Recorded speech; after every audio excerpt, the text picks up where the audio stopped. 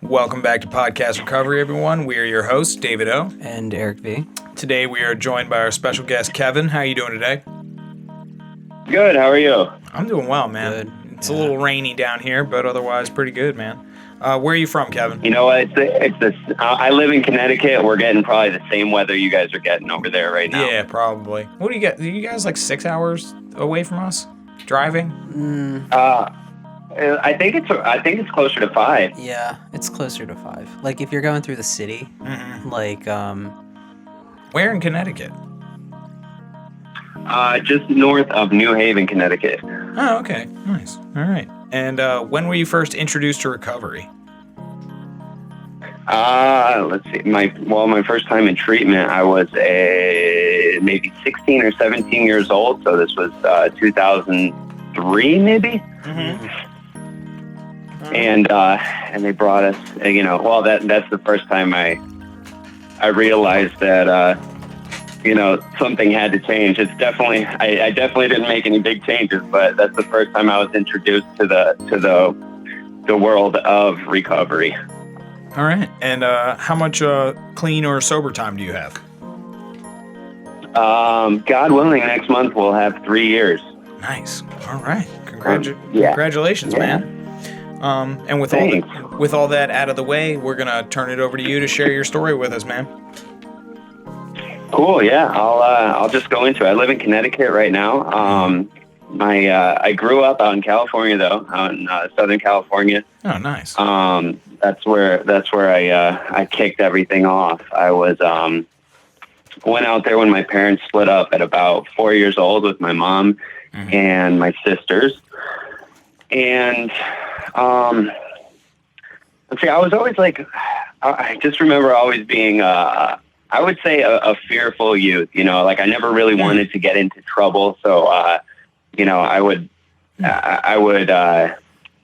the only way that I would act out like in younger years, elementary school would be like, class clown type stuff and things that you couldn't get in too much trouble for. I would definitely say I was a follower of the kids in the neighborhood and, kind of would follow whatever trend was going on, switching from skateboarding to rollerblading and, just doing whatever the neighborhood kids were doing.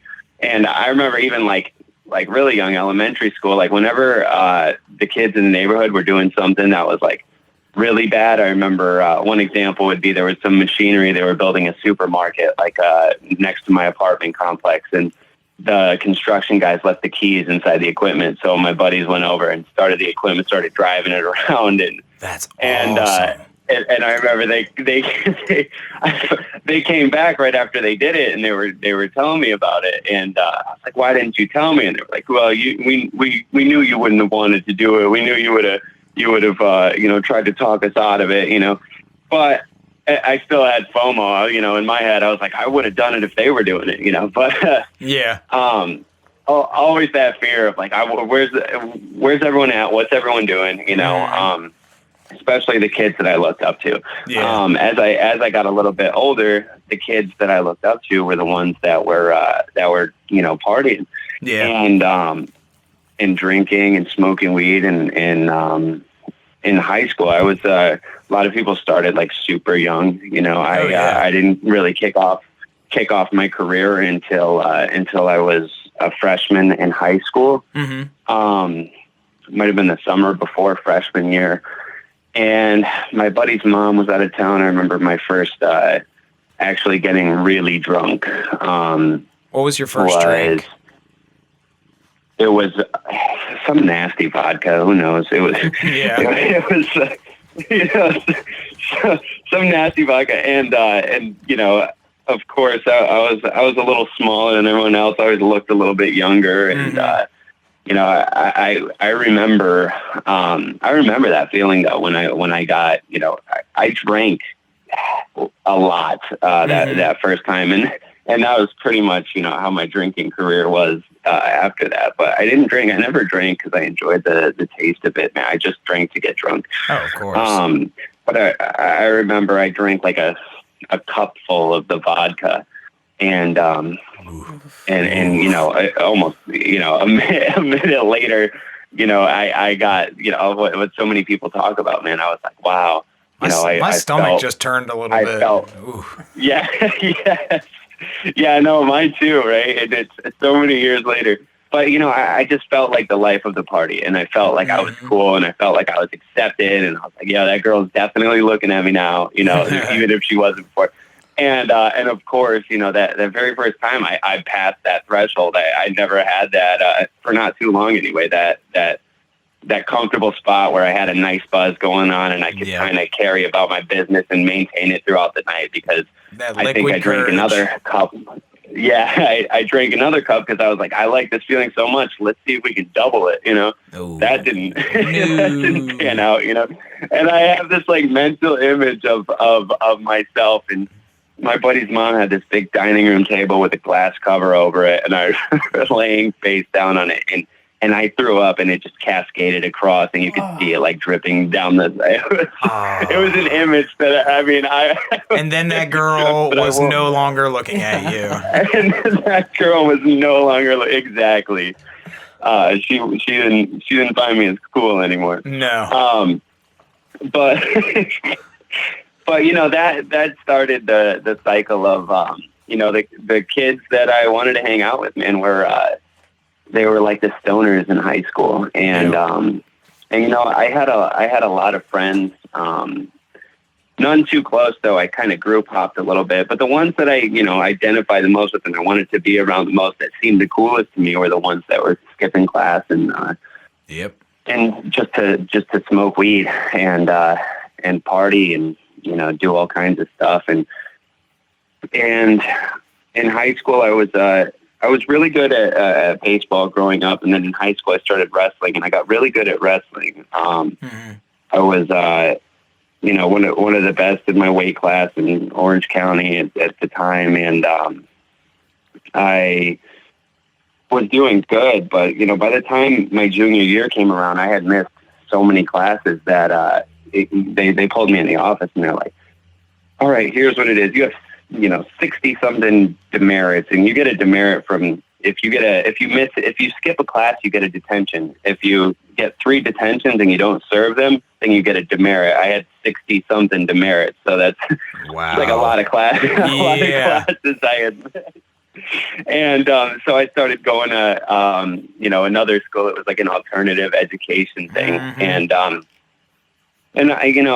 I remember always having this feeling like everything's going to pan out, like everything's going to be fine. I don't know if it was entitlement because, I wasn't, didn't come from, money growing up, especially, we lived pretty modest life, but I always felt entitled, and I always felt that everything was going to work itself out and that I really wouldn't have to face consequences. Yeah. And I did my best at manipulating and using people to make sure that I didn't really face too many consequences. I remember I was going to alternative school, and I couldn't even show up for that consistently. So they switched me to independent studies, and I was going 1 day a week, and filling out a packet and then going home. And my mom worked long hours. She had, just put herself through school. And she was working as a nurse in California, and she worked very long hours, 7 to 7 shift. So my house was like the spot, right? And I remember like all the guys would start coming and hanging out in my garage, and it was like the party spot where it was like central hub for the misfits and the kids that didn't want to go to school, and the kids that would come there that did go to school. They would come after school. And my neighborhood got really known for, just being a bunch of degenerates that partied way too hard. And, it progressed to doing, coke. And even, at 17, I was doing meth. Wow. That was kind of a jump. Yeah. It was just, there was no real...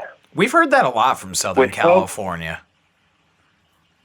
Yeah, it was almost like I don't think it was socially accepted at all by any means, but the kids that I was hanging out with, they seemed to justify it, and it sounded good to me because nobody had any coke, and it's like, well, hey, let's do meth, and for some reason that made sense to me. Yeah. That's not logical, and that's not normal thinking, But I was 16, 17 years old doing meth in Southern California, and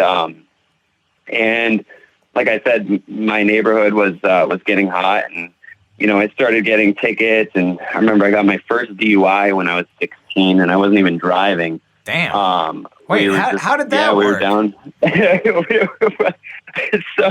So here's my wanting the cool kids to like me moment, and I had a friend that was he was living with us because his mother had passed away, and my mom's like was the enabler that I was. And I'm like, hey, my buddy has nowhere to stay. Can you stay with us? And she's like, yeah, I guess he's a good kid. His mother just passed away. Why not? Mm-hmm. And, he had a pretty good record, and, he was partying pretty hard. And he looks back at me after we crashed into the car in front of us down at the beach. We were all drinking in the car, and he, gets into a fender bender with the car in front, and the cops pull up 2 minutes later after we all get out of the car. And he's like, dude, I have a warrant. Is there any way you could say you were driving? And here I am, again, that same age, 16, 17. I just drank a 40. I was a runt. Yeah. And I have that liquid courage. I'm feeling good. And I'm like, yeah, they won't know. I'm fine. Of course, dude, I got you. And so the cop's like, who was driving? And I'm like, I was driving. And he's like, dude, you're drunk. And I'm like, how did you know? It was like a mystery. It's like a mystery to me. Yeah. So I get arrested, and I get booked for a DUI and taken to the police station. And next thing you know, my friend's mom and little sister come looking for where their son was. They came to the police station, and the little sister happened to be among the group that was in front of us. The ones we ran into, we knew them. Oh shit! And she says, "Why is KC here?" I go by KC, by the way. She says, why is KC here? He wasn't driving. And the cop's like, what do you mean he wasn't driving? So he pulls me out. He's like, hey, you weren't driving? And I'm like, nah. And so he's like, dude, that really sucks. I'm going to give you this ticket for, what was it? Obstruction of justice. And so I got put on probation for that. and then the cops would come to our neighborhood often. I got 3 minor possessions of tobacco, another minor possession of alcohol. I swear to God, they were, we were up to no good, and they were trying to get us for everything they could. A tobacco charge? Damn. Yeah, more than multiple tobacco. I don't remember if it was 2 or 3. It could have been 2, and then the minor possession of alcohol on top of that. But it was definitely a couple. Minor in possession of tobacco, and what the fuck? That was, and it was sad, man. I was sneaking out of the house almost every night, and staying out, crazy hours. I remember I would set up the bed, the blanket on the bed, with the lumps underneath it, to make it look like I was sleeping. I even had a rabbit fur that looked like the same color of my hair, and a tan shirt that I would put over a helmet I would make a nose in it. I was doing Jesus. that. So I was really into making sure it looked like me sleeping. But I would sneak out, and I would come home at 7 in the morning, right before, because I knew when my mom's alarm was going off, or 6:30 a.m., something like that.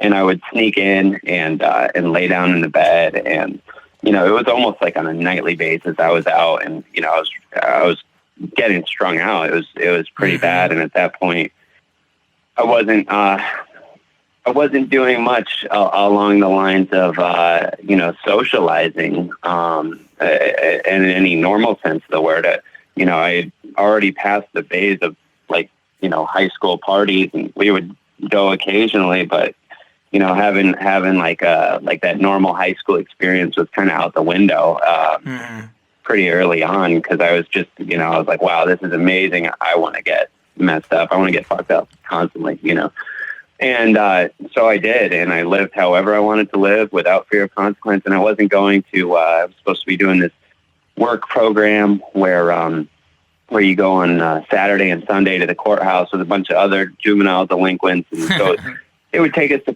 they would take us to the dump to pick up garbage and move it to another area of the dump. And I still to this day, I don't see the point of it except for like, hey, we're disciplining these kids, you know? Yeah. But you weren't allowed to talk to anybody. If you did, you got like a reduced score for the day. And if you got 3 marks, then you had to redo that day. I couldn't even stick with, you know, the few that I had to do. And I ended up violating probation, and then I violated probation again. And it came to a point where I was turning 18, and my mother had just moved back to Connecticut because that was her plan. When her youngest graduated high school, she was going back. And, you know, and I was like, no, I'm going to stay in California, Mom. I'm going to get my shit together and I'm going to be fine, but I love it out here. I'm staying out here. Yeah. So I have a court date, and the judge is like, well, you've violated probation twice, and you know, it doesn't seem like much is working for you. You know, I'm going to postpone, for whatever reason, they were postponing our court date for like another month, but she's like, at that point, I'm going to be recommending 8 months of jail. And I was like, holy shit, that's a long time, you know. In my mind, you know, that sucks. That's 8 months in jail. And, you know, I'm like, wow, real consequences. Holy shit. So this is when the public defender pulled me aside, and he's like, hey, listen, I know your mom moved to Connecticut. If you were to go out there, you just have a bunch of juvenile misdemeanors. You don't have any like felonies. So this would go away when you turn 21. And of course, you know, I'm like, oh, no brainer. Connecticut sounds awesome. You know? Connecticut sounds great. This is a fresh start for me. It's going to be amazing. And, you know, of course, I take the easy way out, you know, and didn't have to face that consequence. And, you know, it was living off of Mom. I had that geographic change and a fresh start, you know, and I was like, you know, I know some people in Connecticut because I would visit every summer, you know, and I knew some good people out here. And, you know, I convinced myself that, you know, I'm just going to be a normal kid that drinks and smokes weed. And, you know, it worked out like that. And until I found, you know, kids that partied a little harder, and then kids that partied a little harder. And then I found a group of people that I fit in with, and I was like, wow, this is cool. You know, you know, I found people that do the same thing as me. So it doesn't look as bad, you know, it doesn't feel as bad to me to party on a daily basis, you know, whether it was drinking every day or smoking weed every day. I hadn't started into the pills yet. But I did. I got into a relationship that lasted about 5 years, when I was, 18, and it was another, you know, honestly, it was another person that I could live off of, you know. Yeah. I didn't want to take responsibility for anything in my life. I didn't want to really work hard to do anything, you know. I would hold down jobs here and there. I delivered pizzas, you know. I would, that's like the longest job I held down for 4 years, delivering pizzas. You know why? Because I could do it and sell drugs to support my habit. You know, it was an easy job to do that. You know, I lived off of her, lived with her in her apartment, and just basically take. That's like the common theme of me in active addiction is take. You know, don't worry about the consequences. Do whatever, whenever. And, you know, that's a rundown of how it went. Yeah. I would say I started it progressed from daily pill use and you know, selling a lot of Percocets on a daily basis to not being able to keep up, and I was using too much, and you know, I was still drinking every day, and I started looking into cheaper opiate alternatives, and you know, I got into heroin, you know, and that was like the next step of that for me. And you know, she finally got smart and left me, and you know, I got into another relationship, tried living off of her. She left. You know, my life's starting to get a little worse here. So I was living in an apartment, a 1-bedroom apartment that was pretty run down and not the best neighborhood. Yeah. And there's some rough parts of New Haven. Oh, there's some cities that aren't the best. I guess it's like that in every state, you know. Oh yeah, absolutely. but I remember being in this apartment, and I was on my way to being evicted. I was without power, without heat, electricity, and it's the middle of the winter, and I'm running an extension cord to my neighbor's house so that I could power a space heater, a lamp, and my TV and DVD player. And it's like the same DVD on replay or on repeat, because most of the time I'm withdrawing and sick and, waiting to get a few bucks so that I could, go get a couple drinks or, get something to heroin, pills. It didn't matter. I almost want to know what movie it was. Oh man. Yeah. You know what? And I saw it recently, like in the last couple of years, I saw it. I was like, well, that looks familiar. I know that movie really well. How? I can't think of it right now. Because there was like 3 or 4 of them. That's it. That's a really good question. I'm gonna see if I can if it jogs up in my memory. Yeah. Keep going. That's gonna drive me crazy. I know. I hate you, Brad. That's gonna drive me crazy. Now I'm gonna be like, what movie was it? What fucking movie was that? No, yeah, exactly. I was so I was in there with the space, and I'm like, that's when the wheels started turning. And like I said, I went to treatment in the span of all that stuff going on in California, and I didn't learn. I went 28 days inpatient. I got out that night, and I was like, I'll be able to maintain. I'll be able to manage.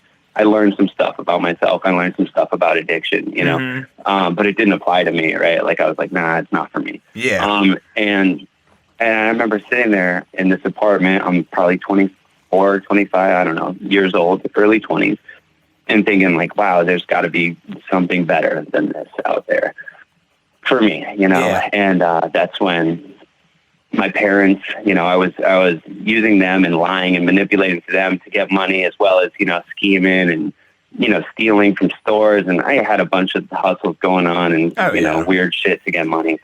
But they had cut me off. They knew what was going on, and they found a group that kind of helped them to not enable me, for them to just be like, no, we're not helping you, dude. You're fucking your life up. When you're ready to get help, call us, we're not here to support you. We'll love you, but that's, don't ask us for anything, Yeah.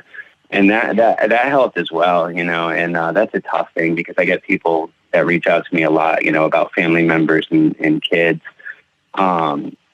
that are fucking up. And I'm like, I wouldn't tell you what to do, but my experience is that my parents cut me off, and it helped immensely. They didn't let me live with them. They wouldn't let me stay with them. They wouldn't give me money. And that's that, and that helped. And that's just my experience. Yeah. So, going back, that's when I started that cycle back and forth to treatment. So I went to treatment. I went for 12 days that time. And I remember thinking after 12 days, I'm like, wow, physically I'm fine. I feel okay. I'm through the withdrawals. I'm through, the tough part. Oh, yeah. So I'm going to leave now. And I left. And that very day I was getting high again. I was drinking again. I ended up couch surfing for the next 6 months. And until I went back again for 45 days this time. And after the 45 days, I said, you know what? The pills are no good, especially the heroin's not good. Coke's probably not that great, but I can drink. I'll be able to drink. It's always my way. Oh yeah, it's that rationalization. Oh, absolutely. So I remember, and I drink very alcoholically. It turns out when I'm just drinking. And that ended with a fight with a sober house manager, and the cops and me getting arrested, and it just got really ugly. And I tried moving again. I'm like, maybe it's this place. I moved to upstate New York for, close to a year. And that didn't work out. Up there, I'm doing a lot of Coke. I'm smoking it, Yeah. And it's just, no matter where I went or what I tried to finesse or figure out and do things, differently, I always ended up back in the same boat, not being able to hold down, a job, not being able to maintain a relationship, not being able to take care of myself and not being able to handle responsibilities and living off of everybody and using everybody. Same stuff over and over again. Oh yeah. So I remember I had a moment where I had some clarity. I went to a treatment center and then I moved down to Florida and I'm like, this is the ultimate geographic shift. Like I'm in sunny South Florida now.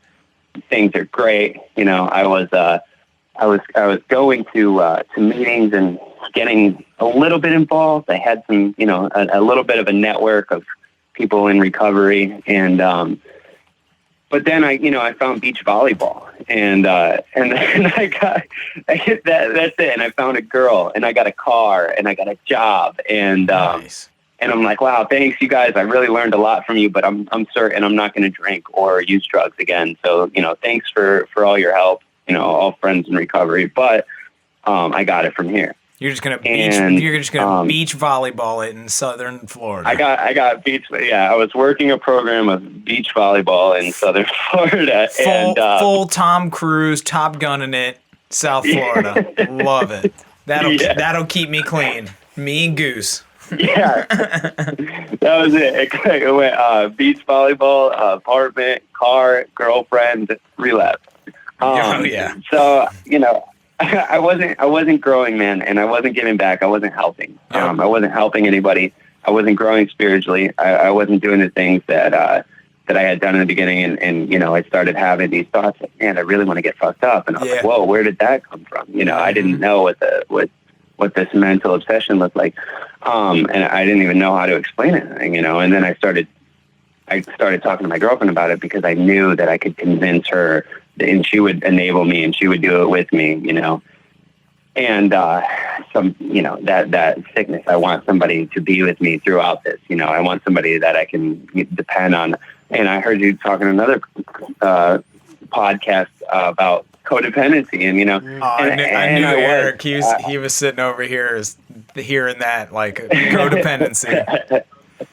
Yeah, and I was, man, and I always had to live off of somebody, and I spoke on codependency not too long ago, and I saw a definition for it that I really liked because codependency and like the normal sense of the word, I meet some of the characteristics, but when I see the definition, relationship addiction, I saw that definition for it, and I was like, oh yeah, I'm codependent as fuck, but like I always needed somebody to have next to me, Oh yeah. So that I almost, it was almost like an accountability thing. Like I didn't want to be accountable for anything, and I did. Like I said earlier, I always felt entitled, and it was the ultimate way is to have somebody there that can, help, and it's like the sickest place to be in, Yeah. So that's when I went out, man, in Florida, and things got very, very bad. Over the next 9 months, I almost died a couple times, and stealing, running very elaborate schemes, and just very, very sketchy stuff. It got really, really dark, and it got to a place where it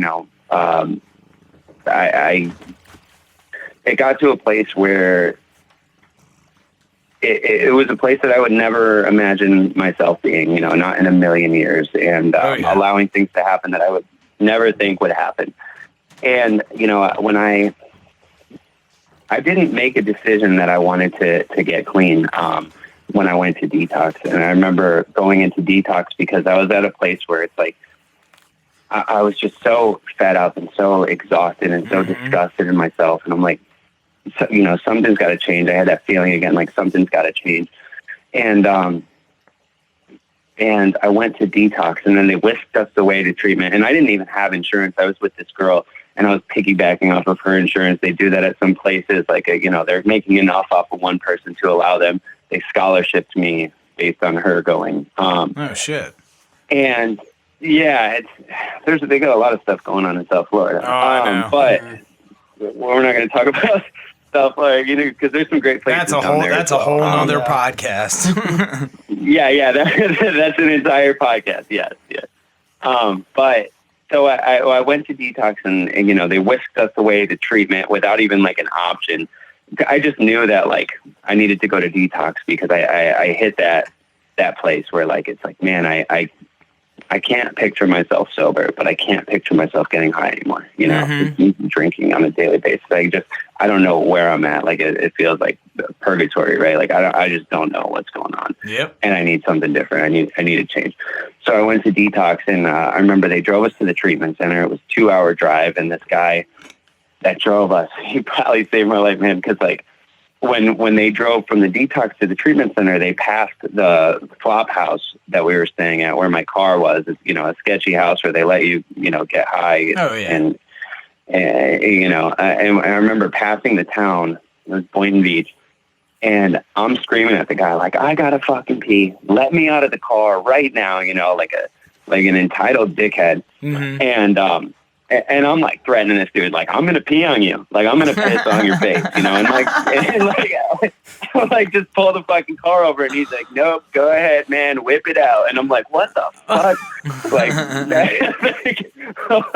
like wow, I would have stopped if I was him, you know. Yeah. But it was amazing that he didn't. That guy, you know, I was there, like, I give that guy props. He put up with, I'm sure, you know, he puts up with a lot of shit. But he drove us there. And I remember it wasn't until, like, I was there for about 4 days, and my head started clearing out a little bit. And first thing, I was like, I'm sitting with a group of guys, and, you know, the sun's going down. It's a beautiful Fort Lauderdale, South Florida. And I'm sitting there having a conversation with a few guys, and I don't even remember the topic of the conversation, but I remember just looking up and just thinking, like, holy shit, I can do this. It is possible. And, you know, because we had seen guys, you know, the first couple of days, they had speakers almost every night come in, and I'm like, wow, this guy's cool. He's young. He's been sober for a few years. You know, he's like living. He looks happy. He looks genuine, you know. And I'm sitting there with these guys, and it, like, the thought occurs to me, like, I can do this. Like, I am able to make changes. That instead of my whole life, I'm thinking, damn, I have to change something. I have to change something. Like, the thought just, like, it struck me. It's like, wow, dude, I got to fucking change everything, you know? And that's when I started having that shift. It was really, like, early on, and I hit the ground running, you know? And then, like, the next day I found that girl, and I was like, hey, we got to break up. And she's like, what? I'm like, this is a fucking sick relationship. This is super unhealthy. Yeah. And she's like, all right, well, okay, I'm going to move back to New Jersey. And she did, like, I mean, and I hear from her every now and again, and she's doing great, man. And she found the church, and she's, as far as I know, doing great. And, you know, shout out to her, but shout out to that treatment center, because I didn't have insurance, and they kept me there the rest of the time, you know. And nice. And when I got out of there, I hit the ground running. And oh man, I'm taking my time here. Sorry, guys. What? No, you're good. How much time do I have? You got about 5 minutes or so. You're good. We're telling stories. All right. So I was down in Florida, moved to Delray for a little bit, and then at this point, this is when I decided to move back to Connecticut. Because I got busy, you know, and I got engaged and started working a program of action, and I got this sponsor, and I'm doing steps, and I got the call that my uncle was dying, and I knew he had cancer, and I got the call that he had, you know, 2 to 4 weeks left, and he was coming home, and I was full blown, like, my intentions were 100%. I would say, to the best of my ability, reversed, you know, and I was like, oh shit, how can I help, you know? And I asked, like, hey, can I come up and you know, help? And, like, I was at the part where, like, I wanted to, you know, make amends to my family, and, you know, a living amends, and they hadn't seen me in a few years. And I wanted to come up and be helpful to my family. And I came up, and, you know, and he came home, and he was actually sober himself for, you know, he was on and off for so many years. But he came home that first night, and I stayed up with him through the entire night. I hadn't seen him in a couple of years, and we talked through the entire night. And he was downstairs in his hospital bed, and I remember the next morning, I was like, wow, he's on his way out. And I went and got my aunt, and, you know, he was really labored breathing, and the whole family got there. And just as he had 7 brothers and sisters, my dad's the oldest of 7. As everyone got there, he like passed away. And I'm like, holy shit. Like it was unbelievable. Like that I had the opportunity to have this amazing, you know, hours long conversation with him before he passed away. And then once he did pass away, it was like, all right, not poor me. Cause every time I've had, somebody in the close to me in the past die, it's like, fuck, my friend died. Fuck, my, you know, my grandma died, you know, poor me. It was like, all right, how can I be of service to my family right now? How can I be helpful to my family? And nice. And that was really like, I would say that's the common theme for like my, you know, my recovery in general is like my entire life was take, but now like the thought of others and trying to be helpful to others is really what drives me, you know, and it's what needs to drive me in order, in my opinion, or my experience, in order for me to maintain my recovery. But that's when I made the decision to move up. You know, I'm like, my niece is getting old, my folks are getting old. I need to come back to Connecticut, and I hit the ground running, man. Like I said, I got active. I got a good network of people around here, and I've been trying to do the deal ever since. You know, I got.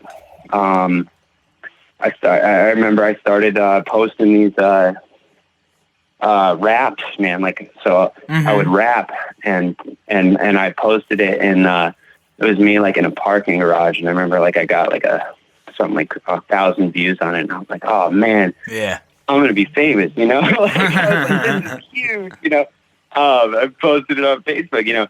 But like that was like cool. Like some people, I read some comments, and I'm like, damn, like I have so much to get off my chest. I just got sober, you know. I used to be really good at it, like when at parties, and I would freestyle and do stuff at parties, like growing up. But that's when I just really started pouring it out when I first got sober, and this whole journey has just led to a lot of growth in the last couple of years. And now it's like, this is what I do full time. I actually just worked my last 2 days 2 weeks ago at a normal job, and I'm full time music, full time in the studio. That's awesome. I'm gonna be in a few different states this summer. It's really cool, man. And we released this song called Sober that I think that's the one I sent you guys. Yeah.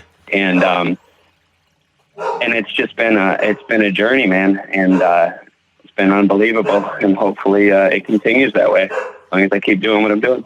Yeah, man. Awesome. That was awesome. All right. We got some questions for you.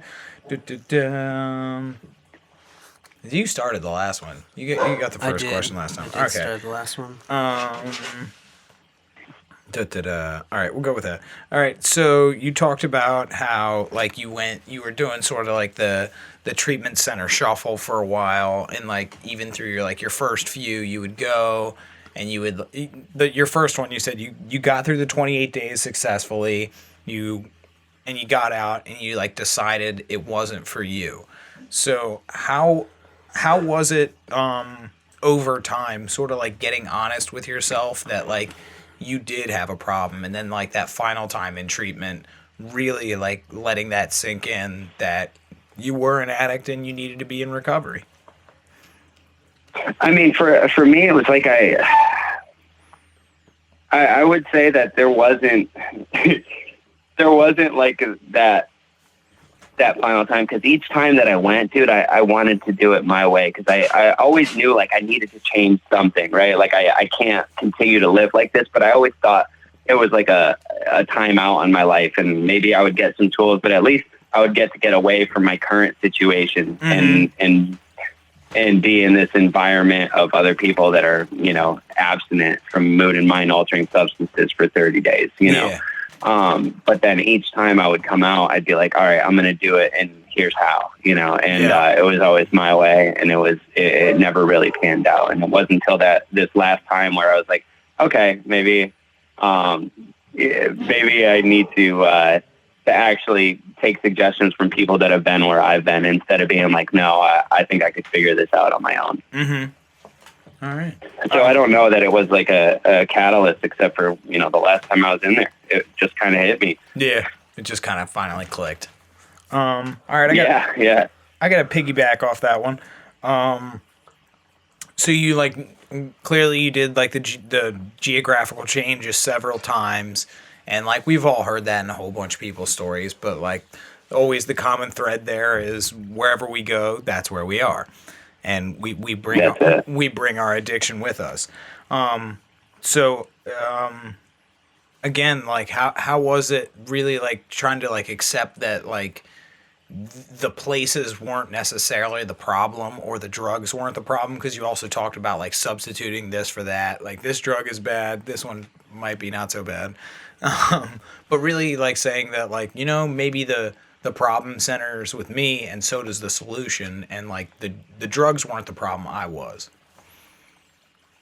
That's what, and that was kind of like some apprehension that, you know, my mother had when I was about to make the move back to Connecticut from Florida, because she's like, you know, you did a lot of bad stuff here in Connecticut, and like I said, it didn't really click until this last time. So that my response to that was, yeah, I did a lot of drugs here in Florida too. You know, if we started eliminating places where I've done drugs, you know, I don't know where I would move. But that was exactly it. I was like, you know, it's not where I'm at. It's who I am and what actions I'm taking. Exactly. You know, on a daily basis. All right. What you got, Eric? So I guess you were talking about codependency, and I knew it. Fucking knew you were gonna go into it. Of course, man. Ask about codependency. Always, yeah. So I guess, you know, what are you doing now to, you know, kind of make sure that you don't fall back into the same patterns of dependency on people, or compared to what you were doing when you were, you know, in active addiction? And even I've seen, you know, something with a lot of people where, you know, or I'll even just take myself, for example, like when I was in active addiction, I had a girlfriend of 5 years who was always trying to fix me. And I was always like, I was in a very similar situation to you. But then when I got clean, I became a fixer. So, you know, what are you doing to make sure that the patterns of codependency don't continue in recovery? Trying to take the best inventory I can of how I'm acting out. And, you know, like it really, I remember there was probably, and it may not seem like a lot, but it was a long time for me. There was a 9-month period that I took that in which, after I wrote these sex ideals, and I took a big look at myself, and I took a look in somebody else, and it's like, wow, you know, I have this list in front of me of what I want out of somebody else, and you know, somebody pointed out to me that, you know, I can't have that stuff unless I'm everything on that list, or, you know, the best of my ability, right? So I took a break from relationships and sex, and really tried to focus on, you know, living out those ideals and doing the best I could, and I just try to check myself as often as I can, you know, and see where I'm at, and check in with HP, you know, God, and I do the best I can, you know. And I am in a relationship right now where it is, I would say, you know, by far, leaps and bounds, you know, the healthiest thing I've ever been a part of. And you know, we've been together for a year, and I don't think we've had one like real fight, which is something I've never experienced, you know. And it's I think it takes work on both ends, you know. Yeah. Yeah. You got another one? Yeah, sure. Okay, go ahead. So, okay, here's something I kind of noticed more from the show Intervention than anything else. And since you are a East Coast, West Coast dweller, And you even brought it up with your using in California being like meth based, and then like you moved to Connecticut and then heroin's involved, and it's like, oh wow, okay. Is there a different using culture from your West Coast days compared to your East Coast days, and then even like your Florida days? Like, is there a different, you know, I mean, just being from Baltimore, there's just like a certain, you know, thing to expect from Baltimore, but Yeah. is there like, you know, is there a Welcome to Baltimore, different bitch. yeah, is there a different like using slash drug culture in each of those places?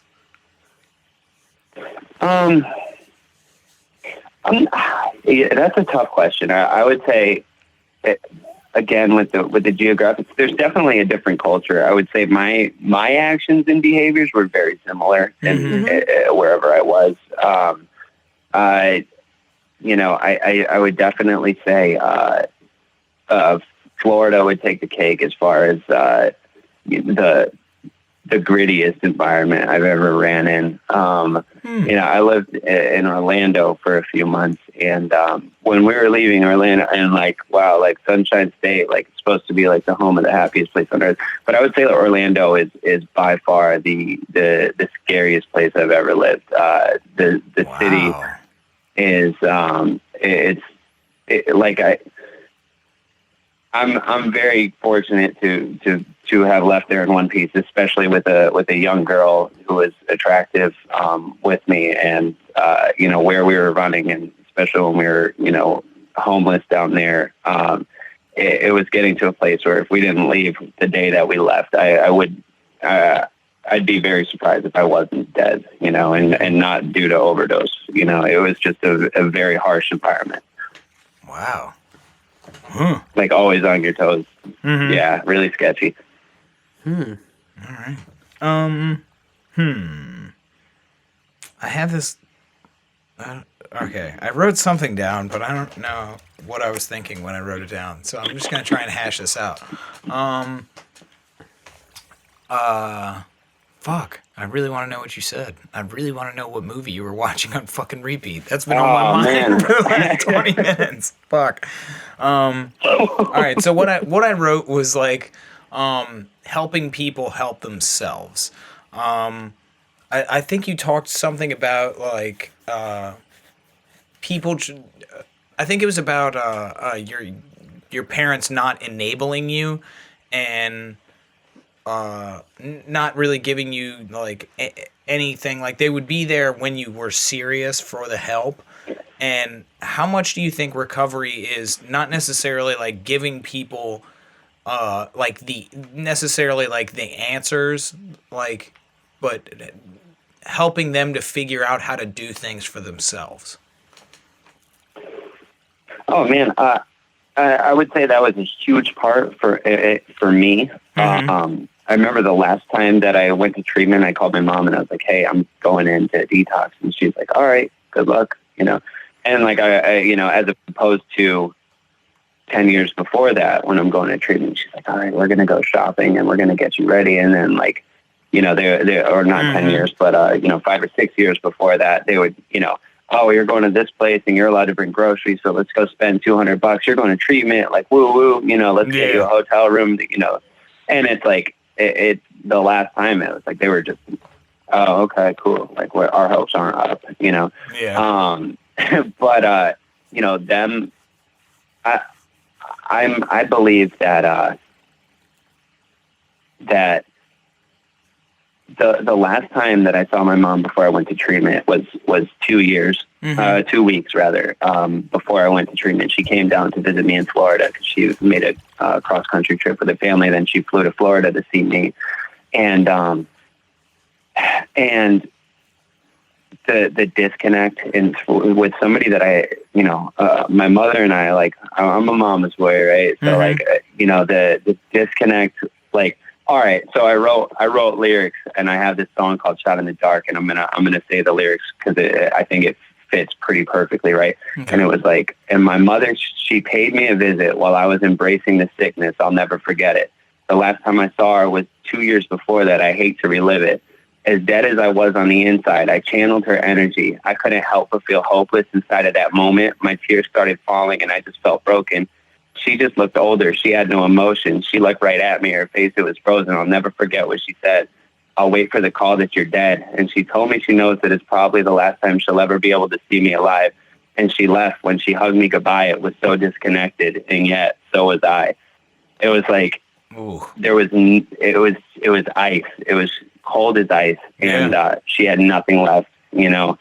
And that was like that disconnect, like from my mother and from my family in general. You know, it was a huge. I believe now, looking back, that it was a driving force for me. Yeah. And if they hadn't, you know, back in my mid-20s, if they hadn't said enough is enough, dude, we're not going to, you know, enable you or, you know, be okay with, even with you living your life like this, like don't really come around unless you're doing okay, was huge for a huge part of my story. Nice. All right. What else you got, Eric? So, you know, being in the creative scenes, that can be difficult at times, and I can understand that. I guess, so to give you, I guess, a little bit, like you know, I do a lot of creative stuff, so I actually relapsed, God, what was that? When I was in Chicago. Yeah, three years. That was like 4 years ago. No, it was like 5 years ago. What was that? 5 years ago? Shit. No, 4 years ago? 5 years 2015. ago? I don't fucking know. It's been a while. Yeah. 2014, actually. Oh, yeah. But anyway. Yeah, essentially. Sorry about that. But like, you know, I was in the music scene, right? And there's a lot of drugs. There's a lot of alcohol. Time does not function normally in the music scene, I've come to realize. Yeah. You know, it's a little bit easier with, like, you know, film and with, like, photography and other arts, but music is just a little fucking weird. How do you manage kind of like the drugs and the drinking and the lifestyle that comes with being a part of the music scene? We just got this question last week and the answer is just that I try to keep as many people with me that are like-minded. Nice. So I have a good group of friends. I got a pretty solid team, you know, and they most of them are in recovery. The other ones are, you know, just aware. And there are plenty of venues that I perform at where, you know, more than half the people will be drinking, and there's a bar at the place, and, you know, there's other acts that are partying, and it's just like knowing when it's time to go, and you know, being spiritually fit to be in an environment like that, and checking in with the people, you know, in my network, and having those awesome people around me has really been it. You know, I don't shy away from anywhere. And when I say anywhere, I mean, you know, I'm not going to shy away from a good opportunity if it means that there's going to be drinking in the venue, you know, because, you know, there really isn't a place that I feel I can't go. Like I was telling the guy at the podcast, I went up to Hartford and I was like, you know, that would be like me turning this down because I used to get drugs here, you know. I can't shy away. I can't try to shield myself from anywhere because, you know, like we said earlier, like I take myself wherever I go. I took my high self wherever I go, and now I take my sober, my clean self wherever I go. And I try to just, you know, do the things that I need to do on a daily basis to maintain a good headspace. Nice. Going in. All right. Nice. That's a perfect answer. All right, I got a question. Because you made a little reference to the HP. Yeah. How has your spirituality grown or evolved or continue to evolve through recovery? Because I know, like, when we're all in active addiction, like, it's not really cool to, like, smoke meth before you go to church, but whatever. So tell me your spiritual process and, like, how it's helped. Man, I would say, you know, it really wasn't hard for me to grasp this time around, like the whole concept of God or like a higher power, because, you know, somebody pointed out to me that that like this is a program of action, right? So as long as I'm taking those actions on a daily basis, like one of those actions involves me praying and me trying to grow in this relationship with a power greater than myself, right? So I've just tried to grow in that, and you know, when I pray, I try to pray for other people, and I do my best at keeping that line open, that line of communication open. I would say, you know, I had a good friend die a couple of years ago, almost 2 years ago. And he was one of my best friends. And I would say that was like something that was huge in my interpretation of God and a higher power and the hereafter, because there were some things that happened right after, you know, his death that it almost made it like undeniable for me, you know, and it was just my experience, but it almost made it undeniable. Like, wow, there is something out there, and it's something great. And it was very, you know, in a time where, you know, I just lost my best friend, you know, it gave me like peace. And there's like, I think there's a certain sense of ease and comfort that comes with having faith, you know, that, to combat that disease, right? But having the faith does it helps me live in the moment more, and it helps me feel more comfortable in my own skin, you know, as well as taking those actions. Because I could pray all I want, but if I'm not taking actions and trying to help and give back, then it really doesn't mean much. All right. Do you have one more, Eric? No, go ahead. You don't? Okay. You go ahead. All right. I gotta choose my last question. Yep. Okay. You're at the buzzer. I'm at the fucking buzzer. Jesus. Shooting a Hail Mary. Have you worked all 12 steps? Oh yeah. Yeah. All right. Well, you only can choose one. Which one was your favorite? Like working it or working I mean, like, or which one is my... Which one... Dude, you know what? I think the understanding of one is my favorite, because that's when shit started to happen, man. When I was nice. Like all my previous experiences made sense when somebody explained to me like the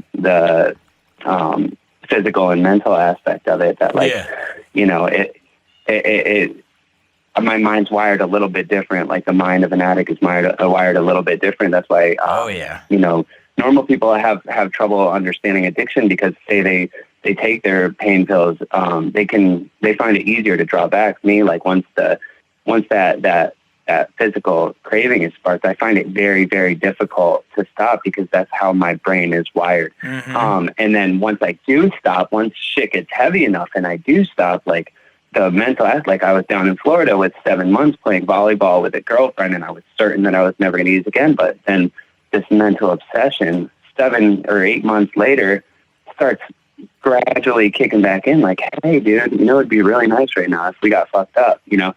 And that's like, that's the other part of it. And without understanding that, I don't know that I would be clean today, you know? So I would say that was huge for me.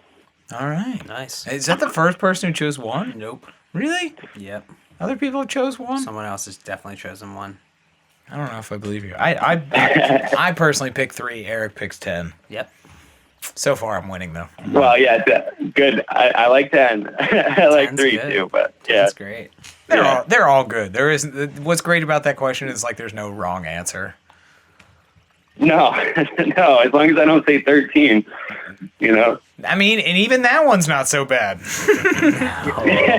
It just depends on which end of the 13 you're on, you know? I'm kidding. 100%. That's terrible. Oh. But yeah, I think we're all out of questions, man. So this is our time to thank you for coming on, man. We appreciate it. Give him a golf clap, Eric. Dude, that's terrible. Yes, absolutely. There we go. Am I peeking? Not too much. No. Well, yes, actually. Okay, Definitely we peaked a little bit. All right. No, but seriously, Kevin, thanks for coming on. the plug. Yeah. Yeah. This is your time to plug your music with us. Tell us what you're doing. Yeah, man. Right now, we have a few things lined up. I mean, you can find me on all social media. The initials KC Makes Music. We just hit on Facebook. We just hit 2 million on the video for Sober, which is really cool. Nice. Super excited about that. But, that's fucking awesome. We're going to be doing a few recovery events coming up. One on the 18th in Wallingford, Connecticut, and then another one. That one's called Recovery Block Party, and then there's one called Summerfest on Memorial Day, which there's some guys from Baltimore coming up, B-Rain and REM1. Oh, really? Those. Yeah, oh yeah. I know both those guys. Those are some of my really good friends. Dude, I talked to Brian just 2 days ago. But yeah, we're gonna be filming a video while he's up here. It's gonna be awesome. Oh shit, that's rad. And then wait, you got to do me a favor. Yeah. You got to do me a favor because he a couple times because of scheduling, but he's flaked on coming on Podcast Recovery 3 times. So you got to do me a favor, get in his ear, tell him get on fucking Podcast Recovery, B-Rain. Quit fucking around, get on the podcast. I'm gonna try, dude. I'll 100%. I'll bring it up. But yeah, dude. He's just an awesome individual, man. I really vibe with the guy. Yeah. I can't wait to see him. That's later this month. That's Memorial Day, and then in June we're gonna be out in oh my gosh, where am I going? Oh, Louisville, Kentucky for Float for Recovery. It's a big event on the lake. Nice. And that's going to be fun. The end of the summer, we're going to be in Bethlehem, Pennsylvania for it's called Music Fest. That's just a big old regular music festival. Mm-hmm. The headliner for the day we're performing on the 4th, August 4th, is Lady Antebellum's the headliner that day. Cool. That's going to be a fun day. But we got all kinds of great stuff, man, coming up. And whoever's listening, you know, if you want to check out the music, you can find it anywhere, iTunes, Apple Music, KC Makes Music. The song that really has been, you know, getting a lot of great feedback is a song I made with Jordan Meyer. He's an unbelievably talented producer and musician and singer. And, you know, my partner at the studio, he owns a music studio that I bought into about 9 months ago, and we got a lot of stuff in the works, and he's an unbelievably awesome, talented dude as well. So shout out to Jordan. Nice. All right. Well, yeah. Absolutely. That's fucking awesome, man. Like, I love the video, and anybody who's listening, seriously, go check his shit out. You have thumbs. Go type it into your Google. Boom. Yeah, no, there's absolutely. your fucking plug. So watch it on your phone. Yeah, watch it on Is your that phone. what you're saying? You have thumbs. Just Google me, bro. No. Hey, Google it, bro. And to our listeners out there that don't have thumbs, I apologize for offending you. There you go. I covered my bases there. All right. Yeah. Here at Podcast Recovery, we are aiming to expand the scope of support for recovering addicts. Accessibility and convenience of helpful services is paramount to combating addiction. We work to bring the message of recovery to every addict, wherever and whenever it is needed. We believe that a powerful voice of recovery should be obtainable, practical, and at the touch of a button. Every addict deserves to hear a message of hope, and Podcast Recovery is here to provide it. All right, Kevin, thanks for coming on again. Everybody follow him on Twitter, follow us on Twitter, Facebook, Instagram, podcastrecovery.com, all your podcast apps. Check us out. Keep spreading the message, keep spreading the love, keep spreading the hope, and most importantly, stay safe, stay sober, stay clean.